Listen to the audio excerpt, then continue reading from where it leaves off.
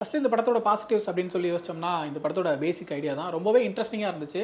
ஏன்னா, இலங்கை தமிழர்கள் அப்படின்னு சொல்லி நம்ம யோசிச்சோம்னா, நமக்கு நெறைய விஷயங்கள் நமக்கு மைண்ட்ல வரும். ரொம்ப எமோஷனலான ஒரு கனெக்ட் நமக்கு அவங்க கூட இருக்கும். ஈழத்தில் நடந்த போரா இருக்கட்டும், அதுக்கப்புறம் மக்கள் பட்ட கஷ்டங்களா இருக்கட்டும், இப்ப நடந்த எக்கனாமிக் கிரைசிஸ் வரைக்கும் ஏகப்பட்ட பிரச்சனைகள் நம்ம மைண்டுக்கு வரும்.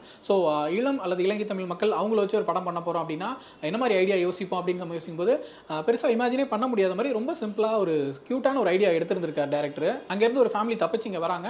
இங்க வந்து எப்படி இவங்க வந்து சர்வைவ் ஆகுறாங்க அப்படிங்கிறது தான் ஒரு ஒன்லைன். அந்த ஸ்டோரி லைன் ரொம்பவே புதுசா இருந்ததுனால ரொம்பவே இன்ட்ரெஸ்டிங்கா இருந்துச்சு. அடுத்ததா இந்த படத்தோட ட்ரீட்மெண்ட் ரொம்ப ஜாலியா ஃபீல் குட்டா பார்க்கக்கூடிய ஒரு அழகான படமா தான் இந்த படத்தை ட்ரீட் பண்ணியிருக்காங்க.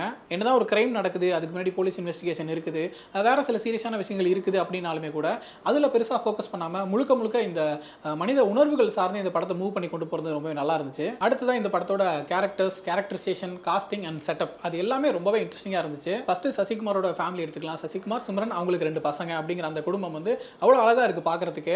4 பேருமே அற்புதமான காஸ்டிங். சசிகுமார் வந்து நம்ம ஆல்ரெடி அயோத்தியில பார்த்திருந்தோம். கிட்டத்தட்ட அதே மாதிரியான ஒரு கேரக்டர் தான். பட் ரொம்ப சூப்பரா பண்ணியிருக்காரு. அவரோட லுக்குக்கும் அப்பியரன்ஸுக்கும் பெர்ஃபார்மன்ஸுக்கும் அவர் வந்து எந்த அளவுக்கு அன்பான ஒரு ஆளு, எவ்வளவு கைண்டான ஒரு மனுஷன் அப்படிங்கிறது வந்து ரொம்ப ஈஸியா நமக்கு கன்வே ஆயிடுது. அவரோட ஸ்கிரீன் பிரசன்ஸ் மூலமாவே அதை நமக்கு மேக்ஸிமம் கன்வே பண்ணிடுறாரு. அதே போல ரொம்ப நீட்டான ஒரு பெர்ஃபார்மன்ஸுமே கொடுத்திருக்காரு. அடுத்ததா சிம்ரன் ரொம்ப இன்னசென்ட்டான ஒரு வைஃப் அப்படிங்கிற மாதிரியான ஒரு கேரக்டர் தான். அவங்களோட கேரக்டருமே ரொம்ப சூப்பரா இருந்துச்சு. பெர்ஃபார்மன்ஸுமே வந்து நமக்கு நிறைய விஷயங்கள் வந்து அழகா ரசிச்சு பார்க்குற மாதிரியான ஒரு பியூட்டிஃபுல்லான பெர்ஃபார்மன்ஸ் கொடுத்திருக்காங்க. அதே போல ஆழ்தோட்ட பூபதி சாங்கோட ஃபேன்ஸ் யாரா இருந்தீங்கன்னா அவங்களுக்குமே வந்து ஒரு சின்ன சர்ப்ரைஸ் படத்துல இருக்கு. அடுத்து அந்த 2 பசங்களா பண்ணியிருக்காங்க. பெரிய பையன் வந்து ஆவேஷம் படத்துல நடிச்சிருந்தான்னு நினைக்கிறேன். மலையாளம் ஆர்டிஸ்ட் ரொம்ப ரொம்ப சூப்பரா பண்ணியிருக்காரு. எனக்கு இந்த படத்துல ரொம்ப பிடிச்சிருந்தது அவரோட பெர்ஃபார்மன்ஸ் தான் நினைக்கிறேன்.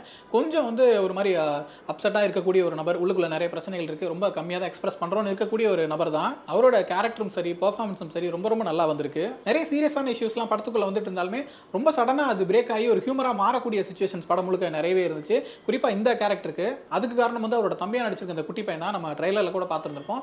அந்த பையன் கலக்கி எடுத்துட்டானே சொல்லலாம்னு நினைக்கிறேன். அந்த அளவுக்கு அந்த பையன் பண்ணக்கூடிய சேட்டைகள் எல்லாமே அவ்வளவு சூப்பரா இருக்குது. அந்த குட்டி பையன் வந்து விஜய் ஃபேனா வர்றான். நிறைய இடங்கள்ல விஜய் பாட்டு பாடுறான், விஜய் டயலாக் பேசுறாங்கிற மாதிரி நிறைய சின்ன சின்ன விஜய் ரெஃபரன்சஸ் இருந்துச்சு. அதுவுமே ரொம்ப கியூட்டா இருந்துச்சு.